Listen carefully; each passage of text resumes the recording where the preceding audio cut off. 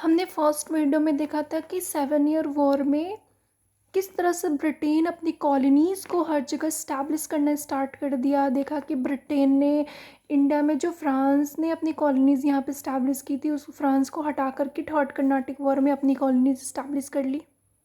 फिर हमने देखा कि जो ब्रिटेन ने ये मिसिसिपी रिवर्स के पास फ्रांस का कॉलोनीज़ था उसको भी हटा करके अपनी कॉलोनीज़ को एक्सपेंड की, है ना, हमने देखा।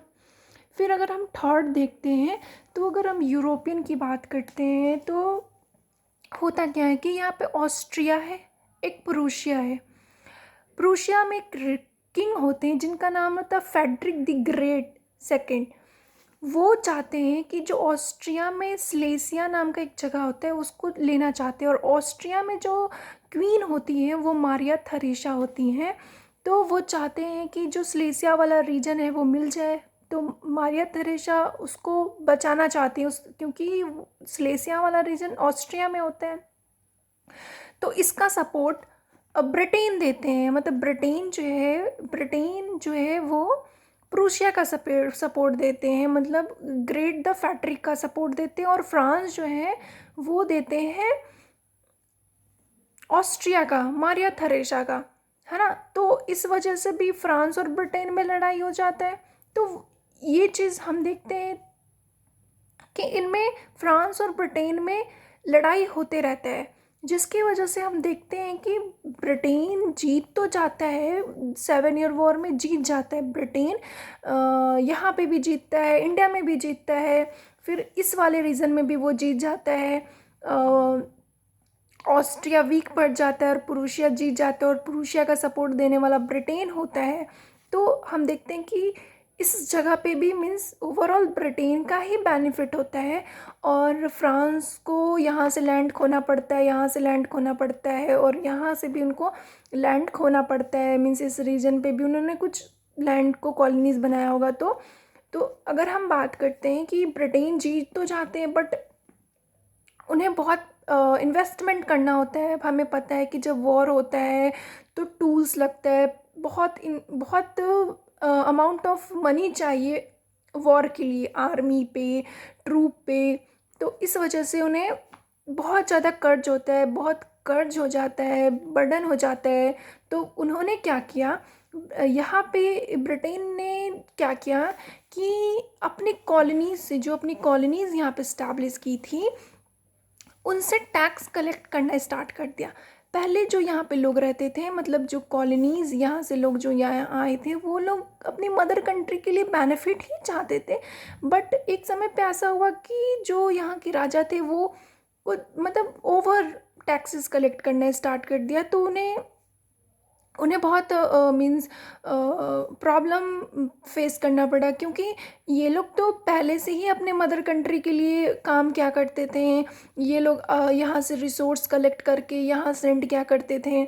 बट धीरे धीरे क्या होता है कि जो ये लोग होते हैं, मतलब यहाँ के जो किंग होते हैं, ब्रिटेन के किंग जो होते हैं, वो इनसे हाई टैक्सेस कलेक्ट करना स्टार्ट कर देते हैं, जिसकी वजह से हम देखते हैं कि ये लोग अग्रेसिव हो जाते हैं और रिवॉल्ट करना स्टार्ट कर देते हैं मदर कंट्री के ख़िलाफ़ में। तो हम एक एक करके एक्ट पढ़ते हैं कि कौन कौन से एक्ट थे।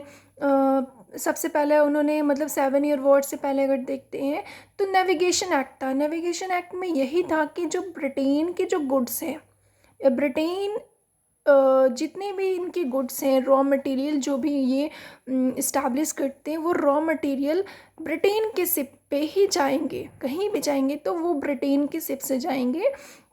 ब्रिटेन इसलिए करते थे क्योंकि इनके शिप पे कंट्रोल किया जाए कि ये जो रॉ मटेरियल है वो कहाँ सेंड कर रहे हैं, फिर किस जगह पे सेंड हो रही है, तो उसकी फुल इंफॉर्मेशन रख सकें। इसलिए तो उन्होंने स्टार्टिंग में नेविगेशन एक्ट में उन्होंने उतने स्टार्टिंग में तो उन्होंने कुछ नहीं कहा, बट धीरे धीरे जब 7 ईयर वॉर एंड होता है तो क्या होता है कि जब 7 ईयर वॉर एंड होता है तो उन पे बहुत बर्डन हो जाती है, कर्ज हो जाते हैं। तो इन्होंने डिफरेंट डिफरेंट टैक्स कलेक्ट करना स्टार्ट कर दिया, और टैक्स जो था वो बहुत हाई था, जिसकी वजह से रिवॉल्ट करते हैं ये लोग मदर कंट्री के ख़िलाफ़ में। तो हम अगर देखते हैं कि सेकंड जो 7 ईयर के वॉर जो मोस्ट इम्पॉर्टेंट टैक्स कलेक्ट किया था उसका नाम था स्टैम्प एक्ट। अगर हम स्टैम्प एक्ट की बात करते हैं तो स्टैम्प एक्ट में बेसिकली क्या हुआ था कि वहाँ पे कोई भी अगर डॉक्यूमेंट हो, न्यूज़पेपर हो, लेटर, इस टाइप के मटेरियल्स पे उन्होंने टैक्स कलेक्ट करना स्टार्ट कर दिया था। ठीक है, जिसके वजह से तो हमने देखा कि टैक्स वो उन्होंने पेपर, सीप, लाइसेंस, इस टाइप की चीज़ों पे उन्होंने टैक्स लेना स्टार्ट कर दिया। सबसे ज़्यादा इस टैक्सेस की वजह से जर्नलिस्ट, लॉयर, ऑथर्स, स्टूडेंट्स को प्रॉब्लम होने लगा। ठीक है, तो उन्होंने क्या किया, जब इन्होंने जो 13 कॉलोनीज़ के जो लोग थे उन्होंने अपनी मदर कंट्री के ख़िलाफ़ कहा कि देखो आप इतना मुझसे टैक्स मत कलेक्ट किया करो, क्योंकि वो इतना टैक्स नहीं दे पा रहे थे। तो उन्होंने ब्रिटेन की जो गुड्स अपनी मदर कंट्री के जो गुड्स, फाइनल गुड्स आते थे, उनको बाइकॉट करना स्टार्ट किया। ठीक है, फिर उन्होंने कहा कि अगर उन्होंने ये भी स्टार्ट किया कि जो टैक्स कलेक्ट करते थे उनको किल कर देते थे, मीन्स मार दिया करते थे कि इतने टैक्स मत कलेक्ट करो। ठीक है, और जो यहाँ पे जितने भी रूल रेगुलेशन थे 13 कॉलोनीज़ के, ये ब्रिटेन के किंग देखा करते थे। और यहाँ के कोई भी मेंबर ब्रिटेन के पार्लियामेंट में नहीं थे। तो वो कैसे समझेंगे कि यहाँ की कॉलोनीज़ को क्या प्रॉब्लम है, किस टाइप की रूल रेगुलेशन होनी चाहिए, वो नहीं समझ सकते ना ब्रिटेन के किंग।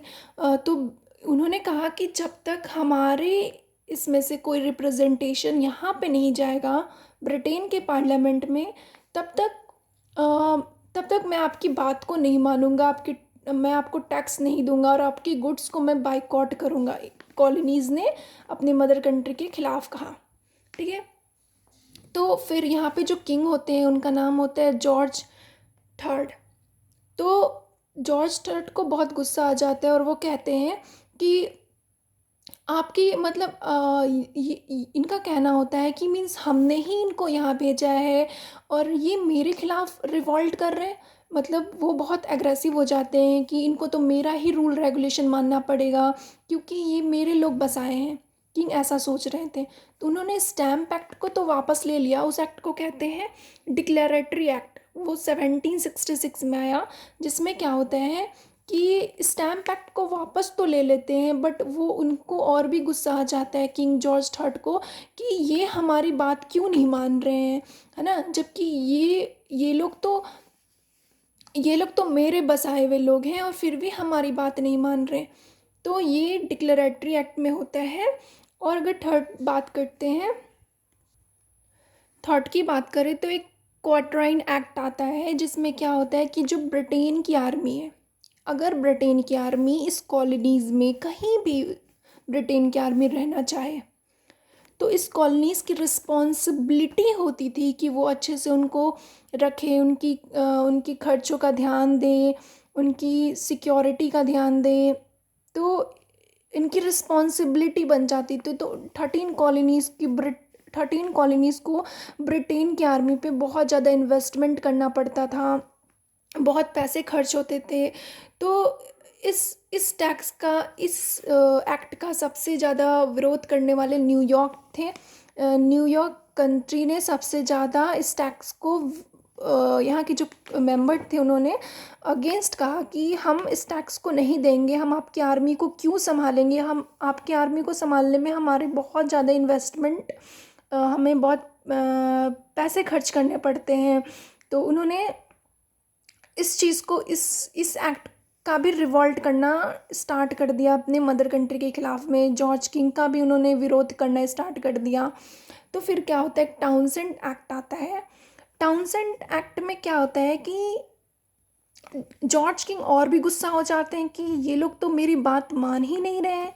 तो क्या होता है कि टाउनसेंड एक्ट में बेसिक चीज़ों पे जॉर्ज थर्ड ने बेसिक चीज़ों पे टैक्स लगाना चालू कर दिए, जैसे टी हो गया,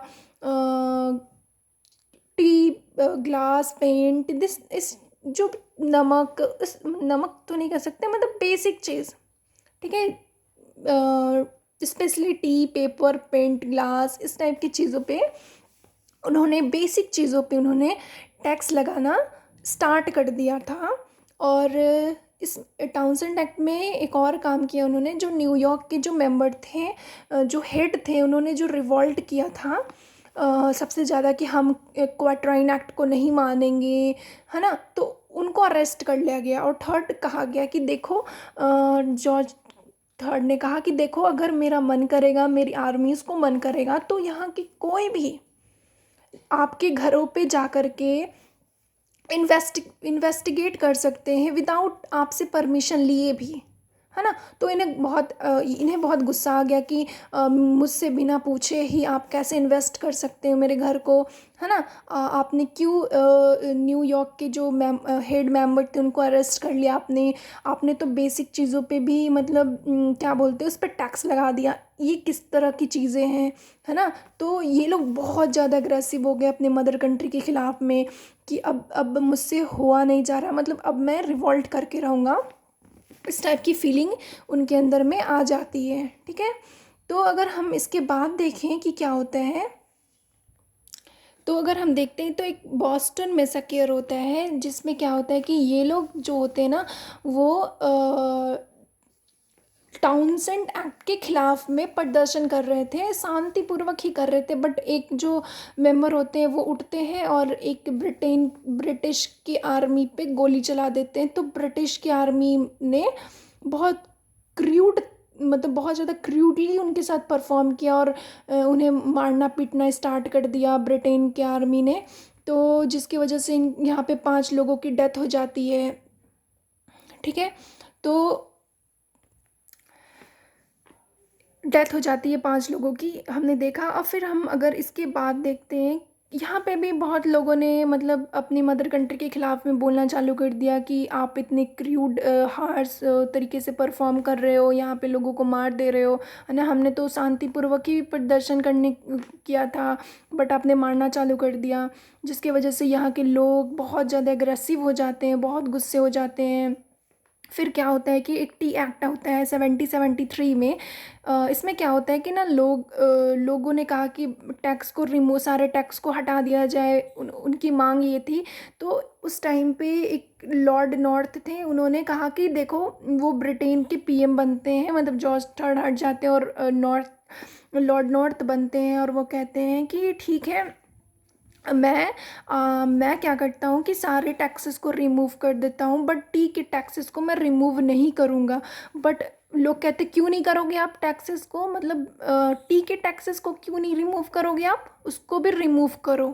ठीक है, तो वो इस टाइप की चीज़ को डिमांड करते हैं, बट वो नहीं मानते, कहते नहीं, टी पे तो टैक्स लगेगा। एक्चुअली क्या था ना कि ब्रिटेन में ना बहुत ज़्यादा टी की स्टॉक हो गई थी, वो चाहते थे कि सारे टी इन लोगों से बेच करके पैसे कलेक्ट कर ले। बट जब टी की सिप्स आती है यहाँ पे, तो ये क्या करते हैं कि सारे टी की सिप को पानी में डाल देते हैं, और वो बहुत इन्जॉय करते हैं, मतलब हैप्पी हो जाते हैं, मतलब इन्जॉय करते हैं कि हाँ, मैंने ब्रिटिश की जो अपनी मदर कंट्री है उसके ख़िलाफ़ कर दिया, अब वो हमारी टैक्सेस को रिमूव करेंगे।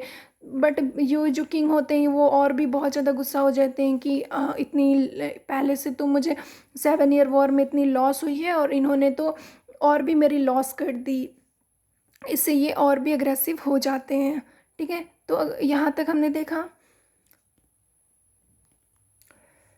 अगर हम आगे की बात करें तो क्या होता है कि इस टी एक्ट की वजह से जो किंग गुस्से में हो जाते हैं, तो फिर उन्होंने इनटॉलरेबल एक्ट पास करते हैं और कहते हैं कि मुझे इस जो नुकसान हुआ उसकी आप भरपाई कीजिए, मतलब टी में आपने जितनी मेरी नुकसान की उसकी आप भरपाई कीजिए। ठीक है, उन्होंने जो मैसेच्यूसेट्स के गवर्नर होते हैं उनको अरेस्ट कर लेते हैं, ब्रिटेन के गवर्नर, कि आपने मतलब हमारी इतनी नुकसान कर दी। तो यहाँ के लोग भी बहुत ज़्यादा एग्रेसिव हो जाते हैं कि उन्होंने क्यों अरेस्ट कर लिया हमारे लोगों को। तो वो क्या होता है ना कि फिर इसके बाद क्या होता है कि इन्होंने डिसाइड कर लिया कि अब हम फर्स्ट मीटिंग बैठाएंगे, जो 13 कॉलोनीज़ है वो डिसाइड करते हैं कि हम एक मीटिंग बैठाएंगे। तो first continental Congress meeting establish होता है 13 कॉलोनीज़ जो हैं वो फ़िलाडेल्फ़िया में बैठ कर के, यहाँ पे एक फ़िलाडेल्फ़िया है, वहाँ पे बैठ कर के वो मीटिंग इस्टेब्लिश करते हैं कि हम एक पीसफुली, पहले तो वो कहते हैं कि हम पीसफुली ब्रिटेन अपनी मदर कंट्री से कहेंगे कि आप इस टाइप के टैक्स लेना हटा दो और हमें इंडिपेंडेंट कर दो, कि अब हमें इंडिपेंडेंट रहना है, आप पे डिपेंड नहीं रहना है, मतलब आप मेरे पे कॉलोनीज़ नहीं बना सकते हो, आप अपनी रूल रेगुलेशन मुझ पे इस्टेब्लिश नहीं कर सकते हो। ये डिमांड पीसफुली कहते हैं, बट ब्रिटेन साफ इनकार, मना, मतलब साफ मना कर देते कि मैं आपकी बात को नहीं मानूंगा। तो फर्स्ट कॉन्टिनेंटल कांग्रेस में यही बात होती है। फिर उन्होंने, मतलब जॉर्ज वाशिंगटन जो होते हैं वो बहुत इम्पॉर्टेंट प्ले रोल करते हैं, जैसे हमने देखा इंडिया में महात्मा गांधी बहुत ज़्यादा इम्पॉर्टेंट रोल करते हैं इंडिया को इंडिपेंडेंस देने में। उसी तरीके से जॉर्ज वाशिंगटन ने डिसाइड कर लिया कि अब हम अपनी मिलिट्री इस्टेब्लिश करेंगे और ब्रिटेन के ख़िलाफ़ जाएंगे और हम अपने आप को इंडिपेंडेंस घोषित कर देंगे। ठीक है।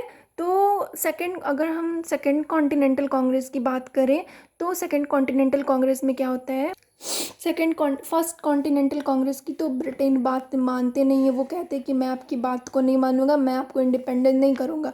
तो सेकेंड कॉन्टिनेंटल कांग्रेस में 13 कॉलोनीज़ ने अपने आप को इंडिपेंडेंस घोषित कर दिया कि मैं अब इंडिपेंडेंस हूँ। मीन्स कहते हैं कि मैं अब 1776 को 4 जुलाई को वो अपने आप को इंडिपेंडेंस कह देते हैं कि मैं अब आज़ाद हूँ, मुझे आपकी ज़रूरत नहीं है। बट वो एक्चुअली में इंडिपेंडेंस नहीं हो पाते, बट उनको 1783 में आज़ादी मिल जाती है। तो हम बेसिकली इस वाले चैप्टर में, मतलब अमेरिकन रिवॉल्यूशन में हमने देखा कि किस तरीके से 13 कॉलोनीज़ ने अपने मदर कंट्री के ख़िलाफ़ रिवॉल्ट किया, फिर अपने आप को इंडिपेंडेंस किया। ठीक है। उसके बाद